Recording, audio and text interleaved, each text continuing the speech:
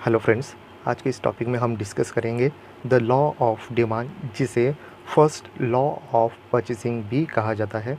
हम सीरीज यहाँ पे कंप्लीट कर रहे हैं जहाँ पर डिमांड एनालाइज इस कॉन्सेप्ट को हम पूरी यहाँ पे जो टॉपिक है इसे कवर करने की कोशिश कर रहे हैं, जिसमें पार्ट 1, पार्ट 2 और पार्ट 3 के अंदर हमने कॉन्सेप्ट ऑफ डिमांड को हमने डीपली यहाँ पे एक्सप्लेन किए हैं, जो इजीली अवेलेबल है हमारे प्लेलिस्ट पे। लॉ ऑफ डिमांड इस कॉन्सेप्ट को हम the theories of consumer behaviour इस कॉन्सेप्ट के अंदर भी इस टॉपिक को हम डिस्कस करते हैं।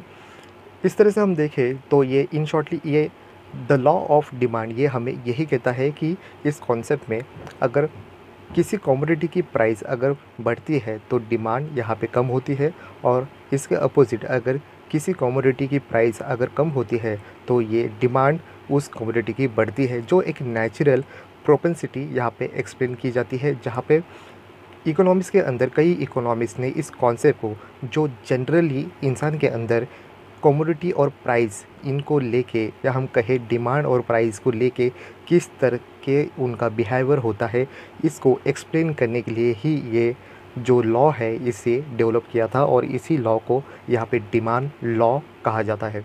जो इकोनॉमिक्स कंज्यूमर और उनके गुड्स, उनकी जो यहाँ पे जो सेटिस्फेक्शन है ये पूरी करने के लिए किस तरह से किसी भी कमोडिटी की यहाँ पे ज़रूरत किस तरह से पूरी करते हैं, क्योंकि उस कमोडिटी के अंदर यूटिलिटी होने की वजह से ही वो डिमांड करते हैं, और इसी तरह से कंज्यूमर किस तरह से डिमांड और प्राइस को लेके अपनी ज़रूरतें पूरी करने की कोशिश करता है। इन शॉर्टली यही एक जो नेचुरल प्रोपेंसिटी है, इसी को ही यहाँ पे द लॉ ऑफ डिमांड कहा जाता है। तो यहाँ पे फर्स्टली हम देखें तो यहाँ पे इस कॉन्सेप्ट को अगर किसी ने फर्स्टली यहाँ पे यूज़ किया था तो वो 1838 में ये यूज़ किया गया था प्रोफेसर कुरनोट के द्वारा, और ये उस समय के बाद इतना डेवलप नहीं हुआ, बट आगे जाके इस कॉन्सेप्ट को और भी अच्छी तरीके से यहाँ पर प्रेजेंट करने की और ये एक अच्छी और डेवलप करने की पूरी जिम्मेदारी यहाँ पे डॉक्टर अल्फ्रेड मार्शल इन्होंने पूरी की, और इसको एक नया रूप देके द कॉन्सेप्ट ऑफ, या हम कहें द लॉ ऑफ डिमांड, इसको प्रेजेंट करते हुए डॉक्टर अल्फ्रेड मार्शल इन्होंने इस कॉन्सेप्ट को डिमांड को यहाँ पे पॉपुलर किया है। तो इन शॉर्टली हम देखें तो इस कॉन्सेप्ट के अंदर हमें किसी कमोडिटी के अंदर यहाँ पे यूटिलिटी होने की वजह से ही उसकी डिमांड की जाती है, ये हमें क्लियर होता है। और ये थ्योरी जो है ये थ्योरी बेस करती है एक लॉ पे, जो लॉ है law of diminishing marginal utility. इस बेस पे ही ये थ्योरी डेवलप की गई थी, और इस थ्योरी के अंदर हमें पता चलता है इन्वर्स रिलेशनशिप यहाँ पे प्राइस और डिमांड को लेके यहाँ पे प्रेजेंट किया जाता है। उसी तरह से यहाँ पे जो प्राइस है, ये प्राइस यहाँ पे किस तरह से बेस करता है डिमांड को इंक्रीज या डिक्रीज करने की वजह से ही, और ये डिमांड लॉ ये प्राइस को ही यहाँ पे फोकस करता हुआ दिखाई देता है। इस कॉन्सेप्ट में हम देखें तो अदर जो यहाँ पे जो फैक्टर्स होते हैं, ये फैक्टर्स यहाँ पे कांस्टेंट माने गए हैं, और सिर्फ यहाँ पे जो प्राइस ये फैक्टर है यही वेरिएबल होता है, और इसका ही इम्पैक्ट या हम कहें इफ़ेक्ट उस कमोडिटी की जो डिमांड है ये बढ़ती है या घटती है, तो इसमें ही हमें दिखाई देता है। प्राइस में अगर कोई चेंजेस होता है तो उसका इफ़ेक्ट यहाँ पे डायरेक्टली यहाँ पे उस गुड्स की डिमांड में हमें दिखाई देती है। अगर प्राइस बढ़ती है तो डिमांड घटती है, प्राइस कम होती है या डिक्रीज होती है तो डिमांड इंक्रीज होता है। यही लॉ हमें इस थ्योरी के अंदर जो प्रेजेंट करता है the law of demand express होता है। लॉ ऑफ डिमांड को आगे देखने से पहले हम देखें ये डिमांड एग्जैक्टली क्या है। तो डिमांड एक इम्पॉर्टेंट कॉन्सेप्ट यहाँ पे इकोनॉमिक के अंदर स्टडी की जाती है, जहाँ पे कंज्यूमर के यहाँ पे डिफरेंट टाइप के यहाँ पे लॉट ऑफ यहाँ पे उनके नीड्स होते हैं, और वो फुलफ़िल करने के लिए वो किसी गुड्स को यहाँ पे यूज़ करते हैं, उससे अपना सेटिस्फाई करते हैं और अपनी डिमांड पूरी करते हैं। तो इसी को नज़र रखते हुए एक प्रोड्यूसर जो प्रोडक्शन लेता है किसी गुड्स को, तो वो मार्केट के अंदर एग्जैक्टली क्या यहाँ पे पोजीशन है, डिमांड किस गुड्स को लेके है, इसका स्टडी यहाँ पे किया जाता है, और इससे बेस पे ही यहाँ पे प्रोडक्शन यहाँ पे लिए जाते हैं। क्लासिकल इकोनॉमिक्स यहाँ पे जेबी से उनका कहना था कि किसी भी प्रोडक्शन का अगर प्रोडक्शन किया जाए तो उसका सप्लाई बढ़ा दो, डिमांड उसको अपने आप मिल जाती है। बट ऐसा नहीं होता है। हर कमोडिटी की या हम यहाँ पे प्रोडक्शन करें तो उसको डिमांड होगी ही, ये ज़रूरी नहीं होता है। तो मॉडर्न इकोनॉमी के अंदर इस कॉन्सेप्ट को यहाँ पे इम्पोर्टेंट नहीं माने जाता है। सप्लाई साइड को यहाँ पे प्रेजेंट नहीं किया जाता, डिमांड साइड को यहाँ पे प्रेजेंट करते हुए ही कई इकोनॉमिक्स डिमांड साइड को यहाँ पे प्रेजेंट करते हुए उसको सपोर्ट करते हुए दिखाई देते हैं। जहाँ पे मार्केट के अंदर जहाँ पे प्रोड्यूसर यहाँ पे एग्जैक्टली किस तरह की डिमांड है, क्यों यहाँ पे डिमांड क्रिएट होती है, इसी को ही यहाँ पे स्टडी करके प्रोड्यूसर यहाँ पे प्रोडक्शन लेके एग्जैक्टली किस तरह की डिमांड कंज्यूमर की होने की यहाँ क्लू यहाँ पे ढूंढते ही यहाँ पे डिमांड यहाँ पे किए जाते हैं। डिमांड एक कॉन्सेप्ट को हम देखें, एक छोटा सा एक वर्ड है, पर ये अगर पूरा नहीं होगा तो ये किसी कंज्यूमर की यहाँ पे ज़िंदगी यहाँ पे डिफ़िकल्टी सर्वाइव हो सकता है। तो ये डिमांड यहाँ पे कंज्यूमर की फुलफ़िल होना उतना ही इम्पोर्टेंट कॉन्सेप्ट माना जाता है। हम अपने डेली रूटीन में इस डिमांड कॉन्सेप्ट को एक तरीके से यहाँ पे लाइटली इस कॉन्सेप्ट को हम यूज़ करते हैं, बट इसका मीनिंग इतना डिफरेंट है और इतनी बेहतर उसका मीनिंग यहाँ पे उस डिमांड का यहाँ पे छुपा हुआ है, जहाँ पे हम हमारे डेली रूटीन में इसका यूज़ तो एकदम लाइटली करते हैं। बट इसका जो एग्ज़ाम्पल है, ये एग्ज़ाम्पल इस तरह से, एक छोटे बच्चे ने अपनी मम्मी के पास अगर चॉकलेट की अगर कोई डिमांड की है तो मांगे, तो ये एक डिमांड होती है। एक स्टूडेंट ने अपने टीचर के पास अगर कोई नोट्स मिलने की कोशिश की है तो ये एक डिमांड होती है। एक फ्रेंड ने अपने दूसरे फ्रेंड के पास अगर बर्थडे पार्टी की अगर डिमांड की है तो ये डिमांड इम्पोर्टेंट कॉन्सेप्ट मानी जाती है। तो ये हम देखें, हम डेली रूटीन में तो इसका यूज़ ये डिमांड है, बट इकोनॉमिक्स इस डिमांड को एक इम्पोर्टेंट कॉन्सेप्ट मानते हैं और ये फुलफ़िल होना ही इम्पोर्टेंट मानते हैं। जहाँ पे सिर्फ विश हो के यहाँ पे एक साइड नहीं होगी, दूसरी साइड इसका विश का कन्वर्ट यहाँ पे डिमांड में होना ही इतना इम्पोर्टेंट माना जाता है। तो इकोनॉमिकली लैंग्वेज में हम डिमांड को एक मीनिंगफुल कॉन्सेप्ट मानते हैं।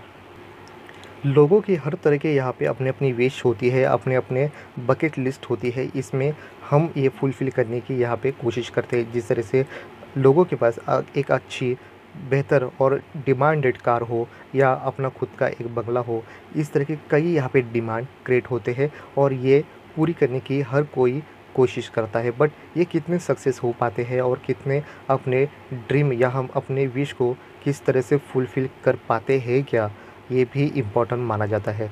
इसी का अगर आंसर हम इकोनॉमिक्स देते हुए कहते हैं कि ये लोगों की विश क्यों पूरी नहीं होती है, तो इसके क्या रीज़न होते हैं। तो इस तरह के जो यहाँ पे विश है ये पूरी नहीं होने के रीज़न भी इकोनॉमिक्स के अंदर हम इकोनॉमी हमें कहती है कि इसके की में हम देखें तो ये डिज़ायर और ये डिमांड, इन दोनों कॉन्सेप्ट ये अलग अलग माने जाते हैं।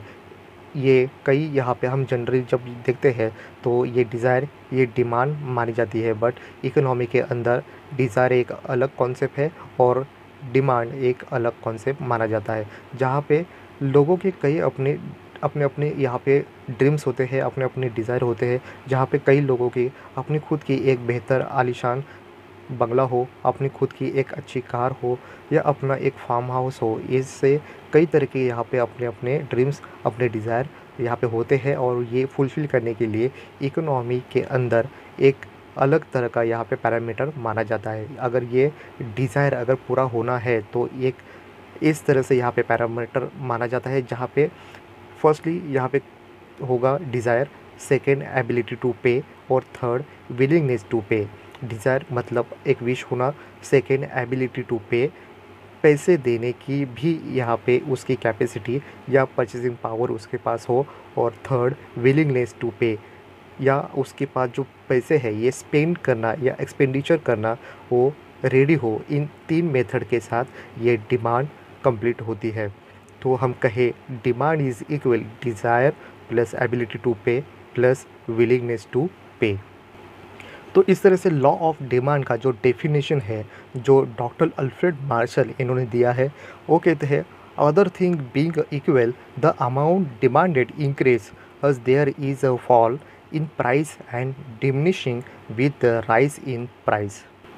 अल्फ्रेड मार्शल अपने इस डेफिनेशन में कहते हैं कि अदर फैक्टर जब यहाँ पे कांस्टेंट माना जाता है तो यहाँ पे अगर किसी कमोडिटी की प्राइस अगर बढ़ती है तो यहाँ पे डिमांड कम होता है, अगर उस कमोडिटी की प्राइस अगर कम होती है तो यहाँ पे डिमांड इंक्रीज़ करता है।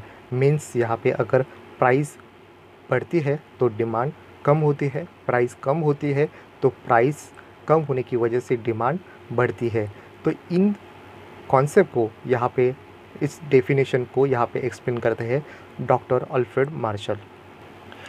तो यहाँ पे नेक्स्ट है डिमांड फंक्शन। डिमांड फंक्शन यहाँ पे प्रेजेंट होने के लिए इसका जो फंक्शन है ये इस तरह से है, D X is equal function of P X P Y M T A U. तो यहाँ पे डी एक्स ये है demand of commodity X, F is function, P X price of commodity X, P Y price of related commodity Y, M consumer income, T fashion taste and preference, A advertisement, U other factor. इस concept में हम यहाँ पे इतना ही समझेंगे। यहाँ पे demand function के अंदर सिर्फ और सिर्फ यहाँ पे डिमांड और प्राइस, इनमें जो यहाँ पे इन्वर्स रिलेशनशिप है यही हम दिखाई देंगे। और यहाँ पे जो अदर इतने जो फैक्टर्स है ये फैक्टर्स यहाँ पे कांस्टेंट माना जाता है। सिर्फ और सिर्फ यहाँ पे प्राइस में यहाँ पे चेंज होगा और प्राइस ये वेरिएबल फैक्टर माना जाता है, और जिसकी वजह से उसके प्राइस बढ़ेंगे घटेंगे तो इसका रिज़ल्ट यहाँ पे हम डिमांड इंक्रीज डिक्रीज में दिखाई देगा। तो जनरली यहाँ पे डिमांड फंक्शन यहाँ पे इस तरह से यूज़ होता है, D X is equal function of P x. यहाँ पे डी एक्स यहाँ पे डिमांड है इस कमोडिटी एक्स की, ये फंक्शन होगा प्राइस ऑफ एक्स जो पी एक्स, इन दोनों में यहाँ पे दोनों का यहाँ पे रिलेशनशिप यहाँ पे प्रेजेंट करेगा डिमांड फंक्शन। इस तरह से हम देखें तो यहाँ पे लॉ ऑफ डिमांड के अजम्पशन यहाँ पे बेस करेंगे। यहाँ पे जो इस पे ही ये थ्योरी, ये कॉन्सेप्ट बेस है। जहाँ पे फर्स्ट है कांस्टेंट माना गया है फैशन टेस्ट एंड प्रेफरेंस। यहाँ पे फैशन में चेंज नहीं होगा, लोगों के टेस्ट में कोई भी चेंज नहीं होगा, लोगों के प्रेफरेंस में भी कोई भी चेंजेस यहाँ पे नहीं होंगे, ऐसा अज्यूम किया गया है। नेक्स्ट पॉइंट बनता है कांस्टेंट कंज्यूमर इनकम। यहाँ पे जो कंज्यूमर है इसकी इनकम कांस्टेंट मानी गई है। थर्ड पॉइंट बनता है no price changes in related goods. यहाँ पे जो हम यहाँ पे डिमांड करेंगे सिर्फ और सिर्फ यहाँ पे एक्स कमोडिटी की, तो यहाँ पे जो वाई है या अदर जो रिलेटेड गुड्स है इसके प्राइस में कोई भी चेंजेस नहीं होंगे, इस तरह से अज्यूम किया गया है। नेक्स्ट पॉइंट बनता है no effect of advertisement. Advertisement का यहाँ पे कोई भी रोल, यहाँ पे इफ़ेक्ट, यहाँ पे हमारे जो अदर रिलेटेड गुड्स या हम कमोडिटी एक्स को यहाँ पे एडवर्टाइजमेंट इफ़ेक्ट नहीं होगा, ऐसा अज्यूम किया गया है। नेक्स्ट पॉइंट बनता है कांस्टेंट मनी सप्लाई। मनी की सप्लाई ना ही यहाँ पे बढ़ेगी ना ही घटेगी, यहाँ पे कांस्टेंट मानी गई है। नेक्स्ट पॉइंट बनता है constant marginal propensity to save. यहाँ पे एमपीएस ये इम्पॉर्टेंट रोल निभाती है, जहाँ पे हम इसे कांस्टेंट मानते हैं। कंज्यूमर अपना इनकम जो एक तो कंज्यूम करता है और जो उसमें से बचेगा इनकम से ये सेविंग करता है, तो ये इसमें कोई भी चेंजेस यहाँ पे सेविंग के लिए फोकस नहीं किया गया है, सिर्फ और सिर्फ माना गया है यहाँ पे एमपीएस कांस्टेंट है। नेक्स्ट पॉइंट बनता है no changes in substitute goods and complementary goods. जो सब्स्टिट्यूट गुड्स और कॉम्प्लीमेंट्री गुड्स है इसमें कोई भी चेंजेस नहीं होंगे, जो अदर रिलेटेड गुड्स में आते हैं ये नो चेंजेस यहाँ पे माने गए हैं। नेक्स्ट पॉइंट बनता है constant price expectations in future. यहाँ पे जो प्राइस है फ्यूचर के अंदर बढ़ने वाले हैं या घटेंगे, इसका कोई भी यहाँ पे क्लू नहीं दिया गया है, यहाँ पे कांस्टेंट ये सिचुएशन मानी गई है। नेक्स्ट पॉइंट बनता है equal distribution of the national income. National income यहाँ पे सही तरीके से यहाँ पे हर लोगों को यहाँ पे इक्वली ट्रीटमेंट करती हुई डिस्ट्रीब्यूट की गई है, ऐसा माना गया है। नेक्स्ट पॉइंट बनता है no changes in consumer habit. यहाँ पे कंज्यूमर का जो हैबिट है इसमें कोई भी चेंजेस नहीं होगा, ये कांस्टेंट माना गया है। नेक्स्ट पॉइंट बनता है no changes in population. Population की जो ग्रोथ है या हम कहें बढ़ेगी या घटेगी, इसमें कोई भी चेंजेस नहीं होंगे। एक पर्टिकुलर टाइम के पीरियड के अंदर हम जब यहाँ पे ये लॉ वर्क करेंगे तो यहाँ पे पॉपुलेशन अपना कोई भी रोल नहीं निभाएगा। नेक्स्ट पॉइंट बनता है no effect of new product. यहाँ पे जो न्यू प्रोडक्ट है इस टाइम पीरियड के अंदर नहीं यहाँ पे जनरेट किए जाएंगे। नेक्स्ट पॉइंट बनता है no effect of standard goods. यहाँ पे जो स्टैंडर्ड या हम कहें लग्जरी गुड्स जो होते हैं, इसका कोई भी यहाँ पे इम्पोर्टेंट रोल नहीं है और इसका इम्पैक्ट इस सिचुएशन में नहीं होगा। नेक्स्ट पॉइंट बनता है रैशनल कंज्यूमर। यहाँ पे जो कंज्यूमर है ये रैशनल है, वो सही यहाँ पे परख करने की कोशिश अपने आप गुड्स को लेके करता है, ऐसा माना जाता है। और लास्ट पॉइंट जो बनता है वो कहता है नॉर्मल इकोनॉमिक कंडीशन। इस टाइम पीरियड के अंदर हम कहें कि जब ये लॉ वर्क करेगा तो इसके टाइम पीरियड के अंदर ना ही इन्फ्लेशन होगा ना ही डिफ्लेशन होगा। इस तरह की कोई भी प्रॉब्लम जो इकोनॉमिक क्राइसिस ये प्रॉब्लम क्रिएट नहीं होंगे और यहाँ पे इकोनॉमी ये बेहतर तरीके से नॉर्मल कंडीशन के अंदर वर्क करेगी, ऐसा अज्यूम किया गया है। लोगों की विश यहाँ पे डिमांड में कन्वर्ट होने के लिए यहाँ पे 4 जो इस essential elements of the demand माने जाते हैं। तो यहाँ पे जो इसेंशियल एलिमेंट्स कौन से हैं, इसमें फर्स्ट है quantity of the commodity, second willingness to pay, third price of the commodity, fourth period of the time. ये 4 यहाँ पे जो एलिमेंट्स है ये इम्पोर्टेंट अपना यहाँ पे जो इम्पोर्टेंट रोल निभाती है और इससे ही ये डिमांड फुलफ़िल होती है। क्योंकि कोई भी डिमांड हो ये प्रेजेंट करती है क्वांटिटी के अंदर, जहाँ पे कम्युनिटी को यहाँ पे हम जब डिमांड करेंगे तो उसकी क्वांटिटी यहाँ पे फिक्स होती है। यहाँ पे विलिंगनेस टू पे, यहाँ पे उसको उस डिमांड पूरी करने के लिए हम जब मनी देंगे, अपनी ये मनी उस परचेज़ करने के लिए हम तैयार होते हैं, इसको ही यहाँ पे विलिंगनेस टू पे कहा जाता है। Third point price of the commodity. जब हमें प्राइस उस कमोडिटी की होगी पता चलेगी तभी हम उस क्वांटिटी में हम उस गुड्स को हम खरीद पाएंगे, क्योंकि उसकी प्राइस हमें पता चलना इम्पोर्टेंट माना जाता है। और जो लास्ट है ये इम्पोर्टेंट माना जाता है, जहाँ पे पीरियड ऑफ टाइम हम कब उस गुड्स को या हम कमोडिटी को कब खरीदने वाले हैं, ये सभी जो इंडिकेशन है ये डिमांड फुलफिल करने के लिए ये 4 इम्पोर्टेंट एलिमेंट्स माने जाते हैं। नेक्स्ट पॉइंट बनता है डिमांड शेड्यूल, जो यहाँ पे लॉ ऑफ डिमांड को प्रेजेंट करता है। तो ये टेबल के साथ साथ हम देखेंगे कि ये टेबल एग्जैक्टली हमें जो प्राइस है और डिमांड है इन दोनों का जो इन्वर्स रिलेशनशिप एग्जैक्टली किस तरह से यहाँ पे वर्क करता है यही प्रेजेंट करता है। तो ये प्रेजेंट करने के लिए हमने एक कम्युनिटी जो यहाँ पे हमने शुगर ली है और शुगर और उसकी जो डिमांड यहाँ पे फुलफ़िल करने के लिए हमें क्या यहाँ पे उसके प्राइस और उसकी डिमांड ये किस तरह से यहाँ पे एक दूसरे को इन्वर्सली यहाँ पे वर्क करती है। जहाँ पे प्राइस ज़्यादा हो तो यहाँ पे डिमांड कम और प्राइस कम हो तो डिमांड ज़्यादा। तो ये एग्जैक्टली किस तरह से वर्क करता है, तो यहाँ पे शुगर को लेके हम उसकी डिमांड को यहाँ पे प्रेजेंट करेंगे इस टेबल के साथ।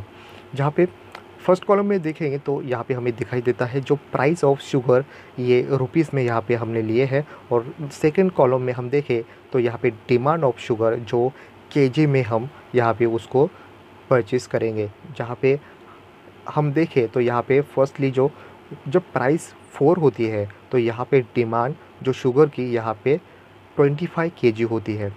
तो यहाँ पे जब प्राइस कम होती है तो यहाँ पे मैक्सिमम लेवल के हमने यहाँ पे डिमांड की है शुगर की 25 केजी। बट यहाँ पे जब देखें प्राइस अगर इंक्रीज़ होती है तो यहाँ पे शुगर की प्राइस जब 8 होती है तो यहाँ पे हमारी डिमांड थोड़ी कम होती है, जहाँ पे 25 से यहाँ पे डिमांड घटती हुई 20 होती हुई दिखाई देती है। तो इसी तरह से अगर आगे जाके भी और भी प्राइस अगर शुगर की बढ़ती है तो अगर 8 से 12 होती है, 12 रुपीज़ होने के साथ साथ हम और भी हमारी डिमांड कम करते हैं तो हमारी डिमांड 20 से ये 15 होती है। तो इस तरह से और भी जब प्राइस शुगर के बढ़ते हैं 12 से 16 होते हैं तो यहाँ पे शुगर की डिमांड हमारी जो केजी में है 15 केजी से यहाँ पे 10 केजी होती है। तो यहाँ पे इस तरह से और भी लगातार कंटिन्यूसली जब यहाँ पे शुगर के प्राइस 16 से 20 होते हैं तो इस तरह से हमारी जो शुगर की डिमांड है 10 से 5 होती है। तो यहाँ पे शुगर की प्राइस 4, 8, 12, 16, 20 इस तरह से जिस तरह से यहाँ पे बढ़ते जाते हैं, तो इस तरह से इन्वर्स रिलेशनशिप यहाँ पे डिमांड शुगर की यहाँ पे 25, 20, 15, 10, 5 इस तरह से यहाँ पे डिक्रीज करते हुए हमें दिखाई देते हैं, जहाँ पे प्राइस यहाँ पे बढ़ रहे हैं और यहाँ पे डिमांड शुगर की घट रही है। तो इसका इन्वर्स रिलेशनशिप यहाँ पे लॉ ऑफ डिमांड के अंदर प्राइस और डिमांड ये प्रेजेंट करता हुआ दिखाई देता है। इस तरह से हमने जिस तरह डिमांड जो यहाँ पे शेड्यूल यहाँ पे हमने देखा टेबल के साथ, किस तरह से कमोडिटी और उसकी डिमांड इनका किस तरह से रिज़ल्ट यहाँ पे हमें देखा इन्वर्सली होता है। यही रिज़ल्ट हम इस डायग्राम के साथ देखेंगे कि किस तरह से लॉ ऑफ डिमांड यहाँ पे अपना लॉ यहाँ पे फुलफ़िल होता है। तो यहाँ पे एक्स एक्सिस पे हमने लिए है क्वांटिटी डिमांडेड केजी जो शुगर है, और वाई एक्सिस पे हमने लिया है प्राइस इन रुपीज़ जो शुगर को इंडिकेट करता है। तो इस तरह से हमने जब देखा तो यहाँ पे जब प्राइस जब 20 होती है तो यहाँ पे डिमांड यहाँ पे 5 यहाँ पे इम्पोर्टेंट रोल निभाती है। तो जब जिस तरह से प्राइस यहाँ पे 20 से 60 होती है तो उससे डिमांड यहाँ पे 10 होती है, और प्राइस और भी कम हो 12 हो तो उसकी डिमांड 15 हो तो प्राइस 8, तो यहाँ पे डिमांड 20, और अगर प्राइस 4 हो तो यहाँ पे डिमांड 25 हो। तो इस तरह से हम देखें जब प्राइस कम होंगे तो यहाँ पे डिमांड बढ़ती है, और प्राइस अगर इंक्रीज़ करती है तो यहाँ पे डिमांड कम होती हुई दिखाई देती है। यहाँ पे डी और D1 यहाँ पे जो डिमांड कर्व यहाँ पे प्रेजेंट करता है, जो ऊपर से नीचे लेफ़्ट से राइट तक नीचे आता हुआ या डाउन स्लोप होता हुआ डिमांड कर्व हमें दिखाई देता है। क्योंकि इस जो थ्योरी है, ये थ्योरी या हम कहें जो लॉ ऑफ डिमांड है, ये यहाँ पे बेस है यहाँ पे law of diminishing marginal utility base पे। तो यहाँ पे इन्वर्स रिलेशनशिप से यहाँ पे प्राइस और डिमांड यहाँ पे किस तरह से वर्क करता है, जहाँ से प्राइस यहाँ पे कम होगी तो डिमांड बढ़ती है, और डिमांड यहाँ पे जब कम होगी तो इसका रिज़ल्ट प्राइस बढ़ी हुई है, ये हमें पता चलता है। इस तरह से हम देखें तो ये डायग्राम में और भी हमें एक पॉइंट ऑफ इम्पोर्टेंट यहाँ पे एक्सप्लेन करता है, जहाँ पे सिर्फ और सिर्फ यहाँ पे जो प्राइस है, ये प्राइस यहाँ पे वेरिएबल माना जाता है, और अदर जो फैक्टर्स है ये फैक्टर्स यहाँ पे कांस्टेंट माने जाते हैं, जहाँ पे पॉपुलेशन हो, फैशन, टेस्ट, प्रेफरेंस, यहाँ पे कोई भी यहाँ पे इसमें चेंजेस नहीं होगा। कंज्यूमर की इनकम इसमें भी चेंजेस नहीं है। प्राइस ऑफ रिलेटेड गुड्स ये भी यहाँ पे इम्पैक्ट नहीं करते हुए दिखाई देंगे। एडवर्टाइजमेंट इसका कोई भी असर यहाँ पे इस लॉ के अंदर इस टाइम पीरियड के अंदर नहीं होगा। लोगों के हैबिट्स यहाँ पे कांस्टेंट है, लोगों के कस्टम्स, फेस्टिवल ये भी यहाँ पे मायने नहीं करेंगे, जो यहाँ पे एक कांस्टेंट लेवल पे माने जाएंगे। Season, new product, price expectations of the other consumers ये भी यहाँ पे इम्पोर्टेंट नहीं होंगे। मार्जिनल प्रोपेंसिटी टू सेव ये भी, ये अदर जो इतने जो फैक्टर्स हमने देखे ये सभी के सभी यहाँ पे कांस्टेंट माने जाते हैं। सिर्फ और सिर्फ यहाँ पे प्राइस यही वेरिएबल होगा, और प्राइस के चेंज होने के ये जो रिज़ल्ट होगा यही रिज़ल्ट यहाँ पे डिपेंड करेगा उस कमोडिटी की डिमांड अगर बढ़नी है या घटनी है। ये डिपेंड है सिर्फ और सिर्फ प्राइस की इंक्रीज़ या डिक्रीज़ होने में। डायग्राम के अंदर जो D1 जो यहाँ पे डिमांड कर्व है ये रिप्रेजेंट करता है, या हम कहें ये एक्सप्लेन करता है किस तरह से प्राइस और क्वांटिटी डिमांडेड इन दोनों के बीच में क्या रिलेशनशिप है, और किस तरह से यहाँ पे प्राइस और डिमांड में किस तरह से यहाँ पे जो लॉ ऑफ डिमांड वर्क हुआ है। तो यहाँ पे डिमांड लाइन पे जब यहाँ पे D1 ये प्रेजेंट करता है, उस पे जो पॉइंट यहाँ पे लिए गए हैं ABCDE ये 5 यहाँ पे जो पॉइंट्स है, या हम कहें जो लेवल है, लेवल यहाँ पे प्रेजेंट करता है डिमांड कर्व का। यहाँ पे जो प्राइस और डिमांड इसकी रिलेशनशिप किस तरह से इन्वर्सली यहाँ पे प्रेजेंट करती हुई दिखाई देती है, जो कंप्लीट करती है लॉ ऑफ डिमांड का जो कर्व यहाँ पे डाउन स्लोप यहाँ पे वर्क करता हुआ दिखाई देते हैं।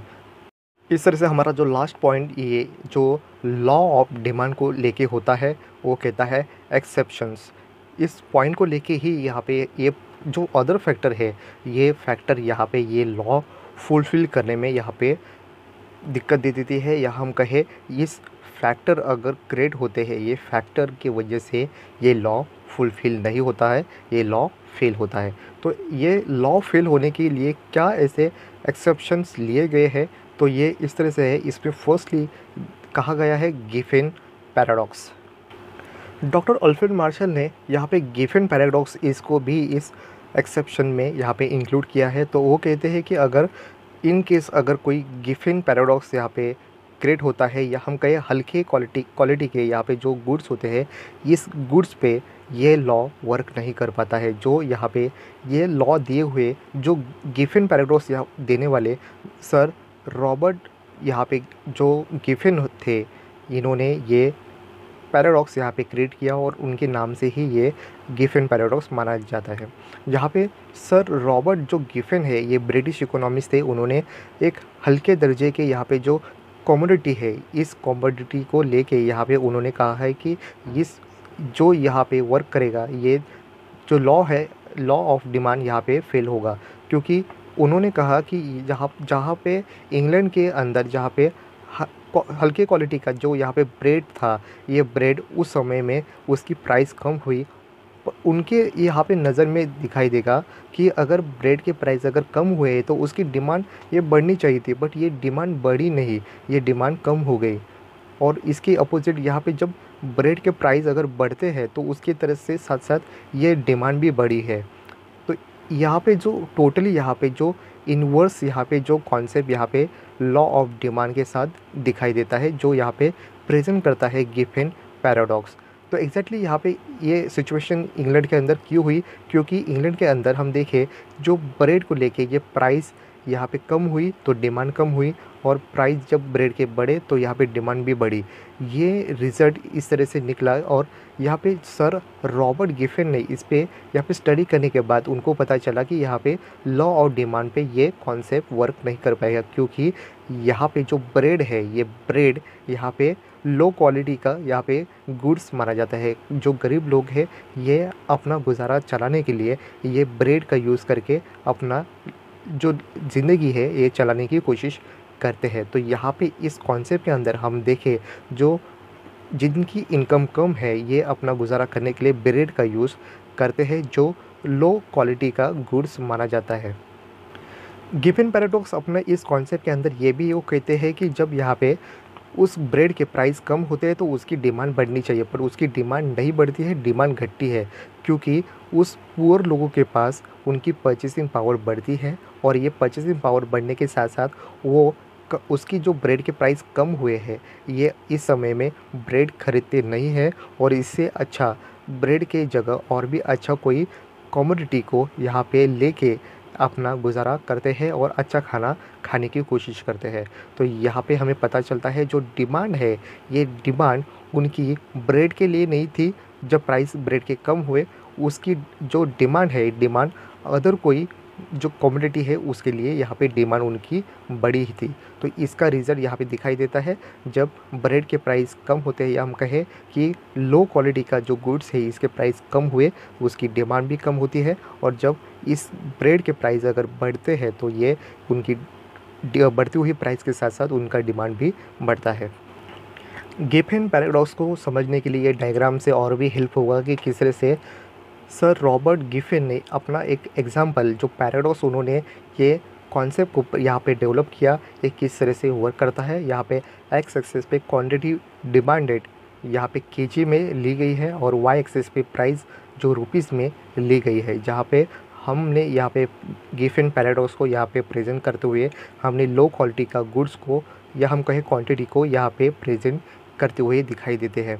यहाँ पे जिस तरह से यहाँ पे प्राइस यहाँ पे बढ़ते हैं तो बढ़ेंगे ऐसे 1 2 3 4 5 जिस तरह से बढ़ेंगे, तो उसी रेंज से हम देखेंगे क्वांटिटी की डिमांड भी बढ़ती है। तो यहाँ पे उसी के साथ यहाँ पे जो डिमांड बढ़ती है 10 20 30 40 50 इस तरह से बढ़ती है। और जो ये प्रेजेंट करता है, ये पॉजिटिव जो रिलेशनशिप यहाँ पे प्राइस और क्वांटिटी डिमांड में दिखाई देता है, जो प्रेजेंट करता है जो डिमांड कर्व है, ये MM से प्रेजेंट किया जाता है, जो पॉजिटिवली वर्क करता हुआ दिखाई देता है। जहाँ पे प्राइस 1 थे तब क्वांटिटी डिमांड 10 थी, प्राइस 2 हो गई तो क्वांटिटी डिमांड भी 20 हो गई।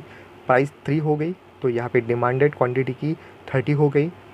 प्राइस 4 हो गई, उसके साथ साथ क्वांटिटी डिमांड 40, और जब प्राइस 5 होती है तो उसके साथ साथ क्वांटिटी डिमांड 50 होती है। इसके अपोजिट हम देखें, जब यहाँ पे प्राइस 5 थी तो यहाँ पे क्वांटिटी डिमांड 50। अगर प्राइस कम होते हैं तो ये प्राइस कम होने के साथ साथ जब 5 से 4 होते हैं तो ये डिमांड भी 40 होती है। अगर प्राइस 3 होती है तो उसकी डिमांड भी 30।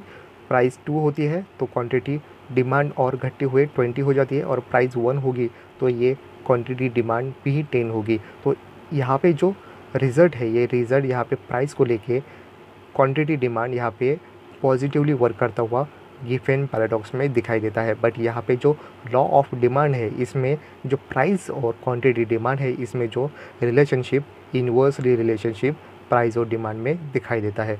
इसके वजह से ही ये गिफेन पैराडॉक्स यहाँ पे लॉ ऑफ डिमांड को फुलफ़िल करने में फेल होता हुआ दिखाई देता है। तो ये फैक्टर इस लॉ में वर्क नहीं करेंगे, इस तरह से समझ में हम समझ सकते हैं। गिफेन पैराडॉक्स अपना और भी एक बेहतर यहाँ पे जो पॉइंट है, ये नज़रिया ये भी प्रेजेंट करता है। वो कहते हैं कि अगर किसी लोगों के नज़र से अगर ये लो क्वालिटी गुड्स अगर होते हैं तो दूसरे कोई इंसान के सामने ये लो क्वालिटी गुड्स नहीं हो सकते हैं। उसके नज़र से ये अच्छी यहाँ पे क्वांटिटी वाले यहाँ पे गुड्स हो सकते हैं।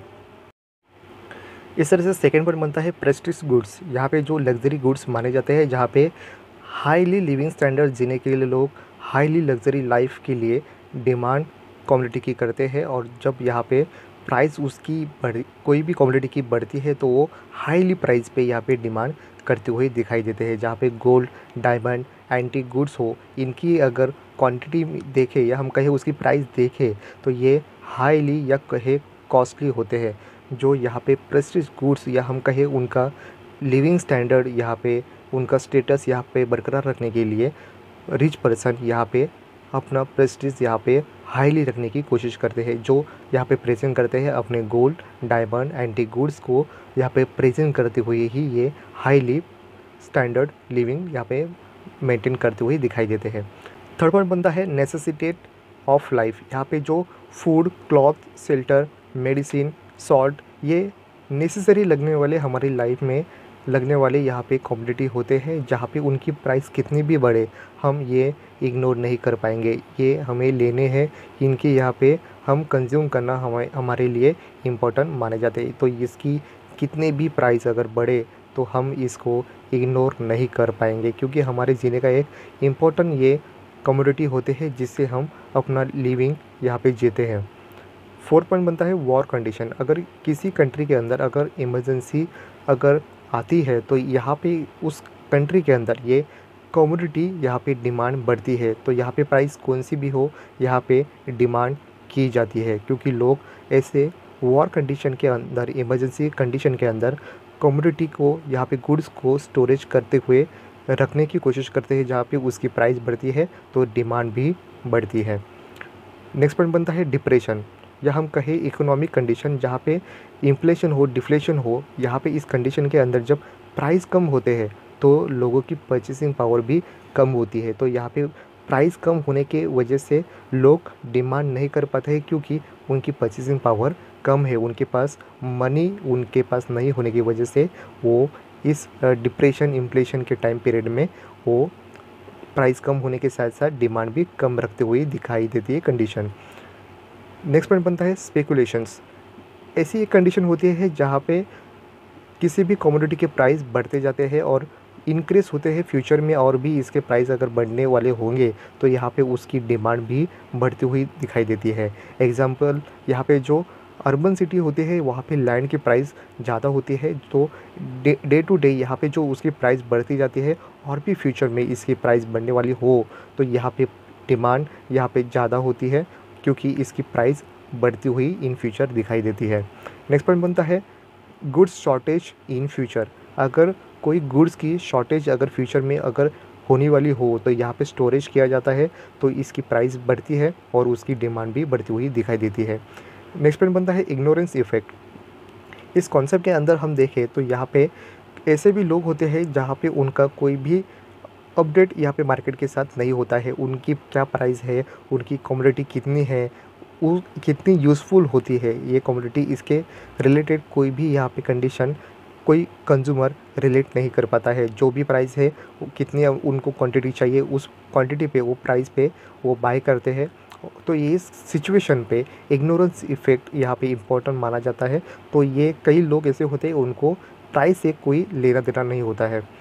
नेक्स्ट पॉइंट बनता है एडवर्टाइजमेंट। एडवर्टाइजमेंट एक इम्पॉर्टेंट रोल निभाती है, जहाँ पे एक ऐसी सिचुएशन होती है जो एक पावरफुल मीडिया मानी जाती है, जहाँ पे लोगों को देखते ही ये अपनी काम की चीज़ हो, या क्या हम कहें उनकी जो सेलिब्रिटी है, इन्होंने अगर ये एडवर्टाइजमेंट की है तो ये उस कम्युनिटी को यहाँ पे डिमांड करते हैं, और डिमांड करने की वजह से उसके प्राइस बढ़ते हुए दिखाई देते हैं। और जो लास्ट पॉइंट बनता है वो है रॉन्ग अंडरस्टैंडिंग।